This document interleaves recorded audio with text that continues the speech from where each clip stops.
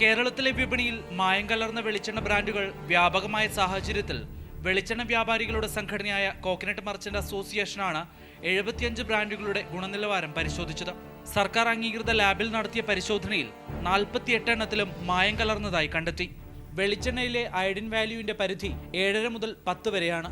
എന്നാൽ പല ബ്രാൻഡുകളിലും iodine value 50-നും മുകളിലാണ്. വില കുറഞ്ഞ ഭക്ഷ്യ എണ്ണകളും മറ്റും ചേർത്താണ് പല ബ്രാൻഡുകളും വെളിച്ചെണ്ണ വിപണിയിലെത്തിക്കുന്നത്.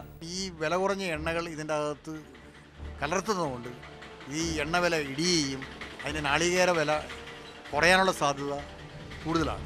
കോക്കനട്ട് മർച്ചന്റ്സ് അസോസിയേഷന്റെ നേതൃത്വത്തിൽ നടത്തിയ പരിശോധനയിൽ മായം ഉണ്ടെന്ന് കണ്ടെത്തിയ ബ്രാൻഡുകളുടെ വിവരങ്ങൾ ഭക്ഷ്യസുരക്ഷാ വകുപ്പിന് കൈമാറിയിട്ടുണ്ട്. എന്നാൽ ഇതേ ബ്രാൻഡുകൾ ഇപ്പോഴും വിപണിയിൽ ലഭ്യമാണ്. നടപടികൾ കൈക്കൊള്ളാത്തതിനെ തുടർന്ന് ഹൈക്കോടതിയിൽ പൊതുതാൽപര്യ ഹർജി നൽകിയിരിക്കുകയാണ് വെളിച്ചെണ്ണ വ്യാപാരികൾ. മായം കണ്ടെത്തിയ പല ബ്രാൻഡുകളും നിരോധിക്കുന്നുണ്ടെങ്കിലും മറ്റു പേരുകളിൽ ഉടൻ തന്നെ വിപണിയിലെത്തുന്നതിനെതിരെയും നടപടികൾ ഉണ്ടാകുന്നില്ല. അഭിലാഷ് ഗോപിനാഥൻ, മാതൃഭൂമി ന്യൂസ്, കൊച്ചി.